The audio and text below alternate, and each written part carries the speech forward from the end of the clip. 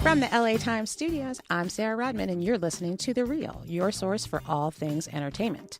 And we are here today to talk about what else? The Oscars. And I am joined by two of my fabulous, talented, attractive, esteemed colleagues.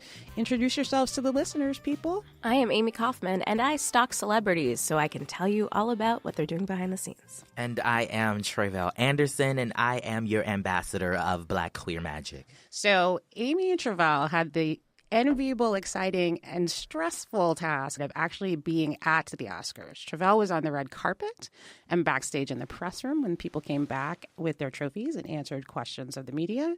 Amy was in the show, and she got to go to all the fancy parties afterwards. So we are hoping that the two of you can take us through the big night, the 90th Academy Awards. So Tre'vell, you're on the red carpet. What time do you get there? What's the first thing that starts happening? I got there at 1 o'clock, which is actually early for me. We're supposed to be there at 1:30, and usually I slide through at like 1:28. And then the carpet starts at 2. Nobody important starts coming until like 4 o'clock. I mean, you don't want to. Actually, that's when the accountants usually come from Price Waterhouse Cooper, and usually would be like, ugh, we don't want to talk to them this year. You were probably like, excuse me. But actually, I don't think they walked the carpet this year. I don't remember them walking by, unless I was ignoring the entire world, which might have been happening. I don't remember seeing them coming by with the suitcases. No press this year. They probably were like, we're not answering any questions about Envelope Gate last year. They were trying to focus on the show. Right. So is the red carpet as chaotic as it seems looking at it on television? It's very chaotic, and actually even more chaotic. So like the way the carpet is set up, they have 3 lanes. The furthest back lane is for people who just have tickets to the show. Then the middle lane is for the celebrities who don't want to do press. That's called the Diamond Lane. Ooh, first class. And then the closest lane to press are the people who want to do press interviews. And so you have people literally in all 3 lanes the entire time. You have publicists and show producers rushing people through the press. We're screaming, trying to get people's attention and have them come over to us. It's a lot going on. So that's one thing I feel like a lot of people don't understand. So you're in a little pen, and on either side of you, there's people from other publications, from television shows. And basically, if you want to talk to Viola Davis, what do you have to do when Viola Davis walks by? You've got to literally lean across the little barricade, try to either get Viola Davis's attention or get her publicist's attention. Luckily, I have great relationships with both, and she remembered me from my interview I did with her, so I was able to get her to chat with us for a couple seconds. Also, were you not standing next to Mario Lopez? I was standing next to Mario Lopez. He had a great makeup job. It was wonderful. You talked to Viola Davis. Who are some of the other exciting stars that you got to talk to? I think one of the most memorable people that I spoke to was Tiffany Haddish. She's the hot one of the moment. She's wearing this Eritrean dress because her father, who passed away, told her that if she ever made it to the Oscars, for her to represent her people. Aww. So she had on this traditional outfit. And there's this one moment where Meryl Streep, who's also fairly late to the carpet, she's in the diamond lane, and she's walking.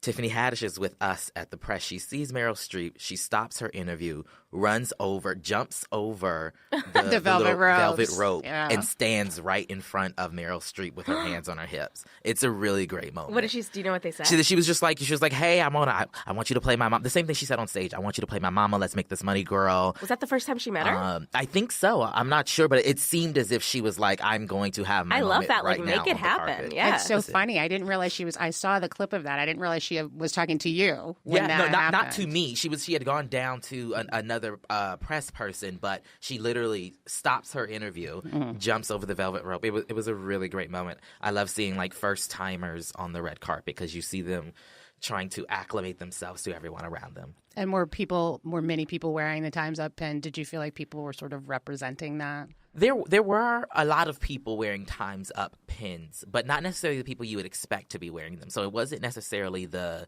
most vocal actresses that have been a part of the movement wearing the pin. They were obviously talking about the movement.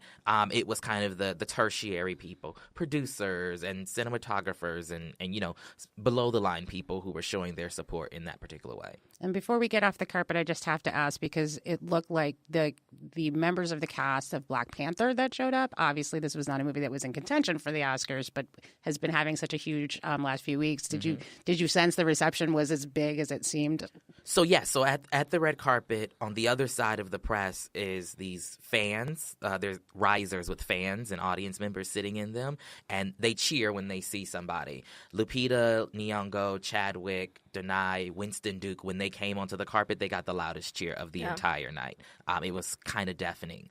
So they're receiving a lot of attention, a lot of support. I posted a picture of Chadwick on the carpet, and it got more retweets than anything else from last night. Yeah. So maybe this will translate into next year's Oscars for Black Panther, and finally a superhero movie will get some award show love. Okay, so the red carpet is now done, and you guys are moving into the show. So you're setting yourself up in the press room. Amy, what are you doing at this point when the show's about to start? So we are backstage. There's about 5 reporters who are allowed to go. And imagine the stage exit, like you're right there. So you're standing like where they pull the ropes to pull the curtains up and down, like tucked away in a corner. As people walk off stage, they're walking by you. Like I'm basically leaning on that jet ski the whole time, just trying to hide and not be in the way and not get kicked out for crowding. And so backstage, it's sort of how you would imagine, just a lot of monitors, some sort of makeshift desk setups where the producers are sitting, making sure everything's going okay. There's the accountant standing with her pile of envelopes. And then there's this like trophy shelf where the Oscars, looking about like as shiny as anything I've ever seen, are waiting to be handed out. And there's a man who wears these white, I think look like felt gloves. And he's only allowed to touch them because he can't smudge them. And so when someone wins, they already have the Oscar in hand, basically, and they come off the stage, and then there would just be this, like, half circle of photographers snapping immediately. And people often would be so surprised to see, they were freaking out from having won, and then there were just, 9 billion flashes in their face. So it's pretty, chaotic. And so one of my favorite moments that I saw last night was Jordan Peele coming off stage looking really emotional. And I feel like in the position that you were in, you probably got to see a lot of things like that. That moment that they turn away from the camera and the camera cuts to commercial, but you're seeing the raw feeling of what it is. Was there anybody that you were sort of surprised or impressed by? They held it together and then they fell apart, or any special things that you saw? I didn't see anyone sobbing. But who was weirdly emotional was Kobe Bryant. He came off with his Oscar and he kept looking at it, truly astonished, and he kept saying, "Oh my God. Oh my God," over and over. And I was like, this means a lot to him. Okay. He has that NBA. Did you get a ring? NBA ring. He wanted the trophy. She's not from LA. She's from a place where anyway, go ahead. Yeah. So he was pretty emotional. And I think after the This Is Me performance, that was one where Keala Settle, I believe her name is, she had been actually rehearsing out loud that song, belting it out before she went on stage. So we're just standing there and she's like, "Look out!" Because, she's belting so loud during commercial break.